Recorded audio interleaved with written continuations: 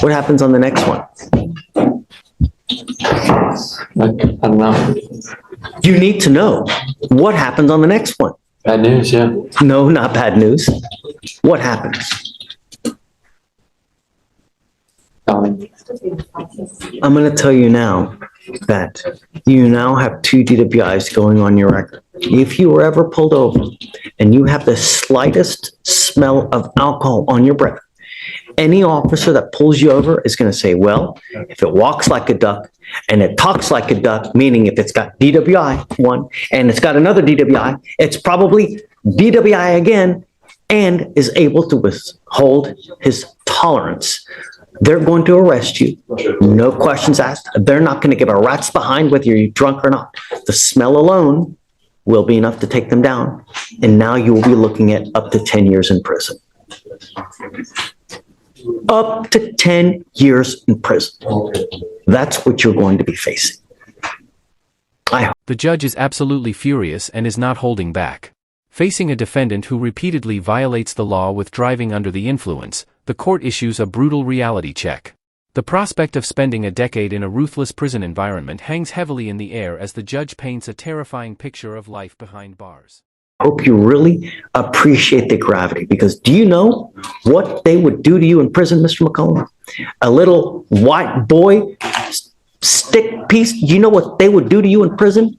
Holy moly, I've read stuff that was so bad it had me in freaking tears. How they just pass people along like it's a freaking rag doll. And you know what? The jailers don't give a rat's behind what happens in there. Some places are so bad they don't even go there. And I promise you, because I'm a judge, I get to read extra stuff that you're never going to get your eyes on. And it literally had me in tears, how they treat people. So you're one step away. And I hope that you appreciate that. All you have to do is pick up a phone, hit one button. You'll have a car for $20, take you anywhere you want to go in this freaking city. Don't matter where you want to go. It's always $20. How much money have you spent on all this? Yeah, and now it's going to cost you more because you will be required to pay for the DPS fines and fees and surcharges. And if you don't, I'm going to put your butt in jail. And every $100 you owe, you will sit in custody. You're now going to be required to pay somewhere to the tune of around $6,500 to $7,000. So you can imagine how much time you will sit in jail if you don't pay it. Do you understand? Because I am trying to impress on you how dangerous this type of offense is and how very important you must take this in the future so you don't end up in prison. What are we doing, jail? They reduced it to a Class B misdemeanor, DWI first, interlock, 18 months probation, and TRAS, all the conditions that go with the TRAS.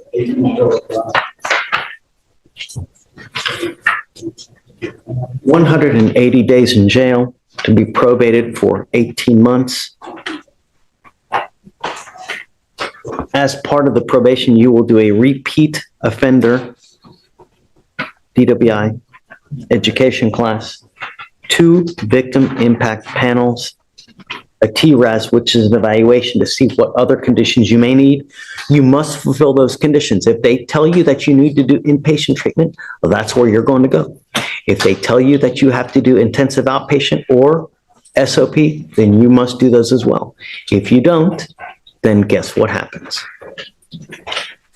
I will issue a warrant for your arrest, and then you will be looking at 180 days in jail. And I myself, if I find that you're consuming alcohol while you're on this probation, I will put you into treatment myself. And I'm going to tell you, it lasts for 180 days if you respond to treatment well. If not, you can be in there for 1.5 years. Do you understand? I just put someone in yesterday, and they're going to be in there for a solid 6 to 9 months, maybe 1.5 years. You understand?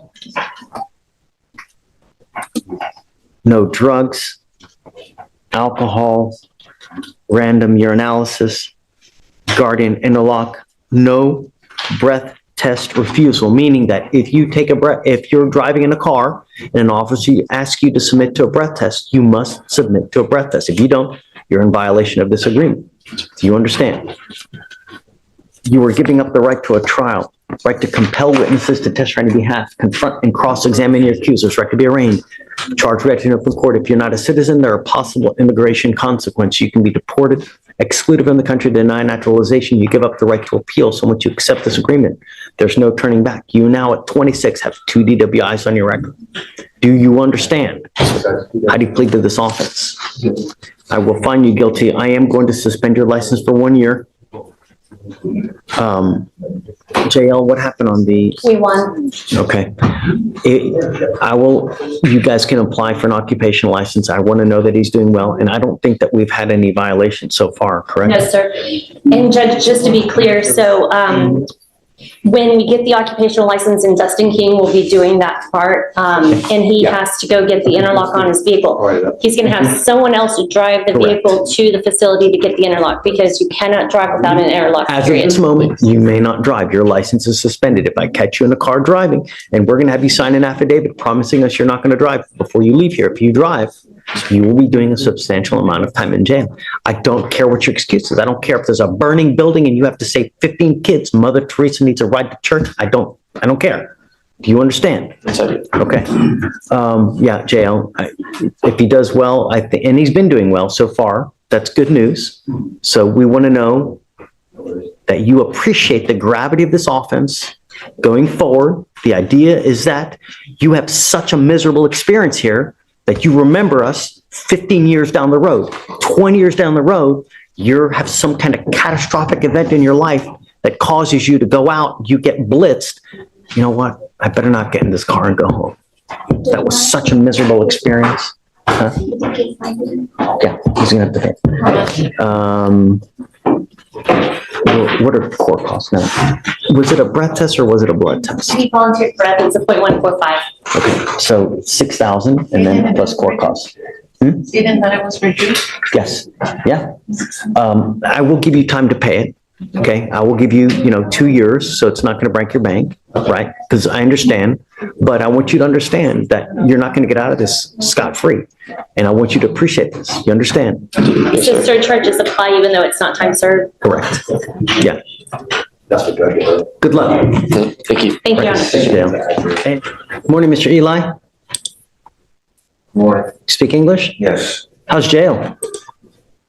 not so bad. It's pretty good. Looks pretty rough. Yeah. Looks like you're having a rough time, huh? Welcome back to Law Reality. If you thought you had seen it all in the courtroom, you are about to witness a jaw-dropping escalation that will leave you absolutely speechless.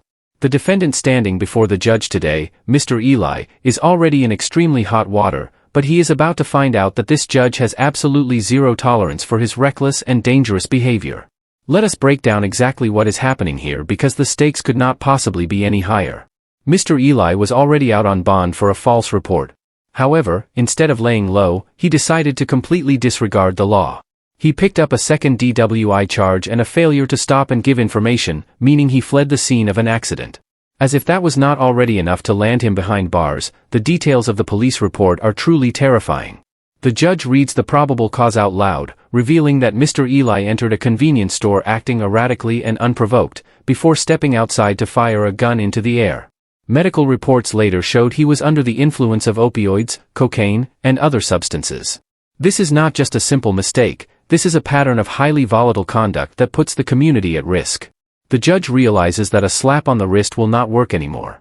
He immediately revokes the previous bond, raises it to $30,000, and implements the strictest possible conditions for release, including a GPS monitor and permanent home confinement. This courtroom moment serves as a chilling reminder of how fast the justice system will clamp down when public safety is threatened. Make sure you subscribe to Law Reality and hit the like button so you never miss another intense courtroom breakdown. Mr. Eli, on 9/2 of 22, you pick up a false report. You blow us off. Not once, not twice, but I've got your bond at $5,003 on that one. While you're out on the lam, you've now picked up a DWI second. You also pick up a failure to stop and give information. On both of those cases, you're facing, well, on the DWI, you're facing up to a year in jail and a $4,000 fine. On your FSGI, which is basically leaving the scene of an accident, you're facing up to 6 months in jail and or a $2,000 fine. We're going to do probable cause. You have the right to remain silent. Anything you say can or will be used against you. You have the right to have an attorney present if you cannot afford one. One will be appointed to you, sir. On May 2nd, 2024, officers were dispatched to a convenience store in regard to a shooting in progress. Upon arrival, they searched for the vehicle, which had already left the store. Complainant Tamika reported that she was at the store when the defendant came in, and he was acting erratically, stumbling, seemed to be under the influence of something, and kept saying, "Why are you guys always fucking with me?" unprovoked. He went outside, got a gun out of his car, and fired once in the air. She described him as, yes, Your Honor. She described him as acting weird, like he was on something, and she saw a gun fall out of his waistband, saw him pick it up, and saw him leave the store, get in his car, and leave, and back into her car, then drive off. He came to a stop at 1900 Commonwealth, got out of his car, and came into another occupied car, and went to the same location and got out and started yelling. The total damages to the vehicle were $500. Defendant was taken to Bentob because he was hyperventilating and he had a high heart rate. No firearms, narcotics, or alcohol were in the vehicle. Medical results returned. Defendant was positive for opioids, cocaine, and benzodiazepine. At the time, he was admitted to the hospital. Eli, I'm going to find that there's probable cause to go forward with your case. I'm extremely surprised that they didn't charge you with the gun case, aggravated assault, who knows what else. I am now revoking your bond on the false report, the first case, and I'm going to raise it up to $30,003 because you scare me. You are a complete and utter danger to the public and have no business. Do you understand? If you get out of jail, I am ordering you under home confinement and doing AA and NA classes 5 times a week with a GPS monitor on one ankle and a scram bracelet on the other, and you are to remain home all day, every day. And the only time you can go out is either to a hospital or to meet with your lawyer. Do you understand? I had no gun on it.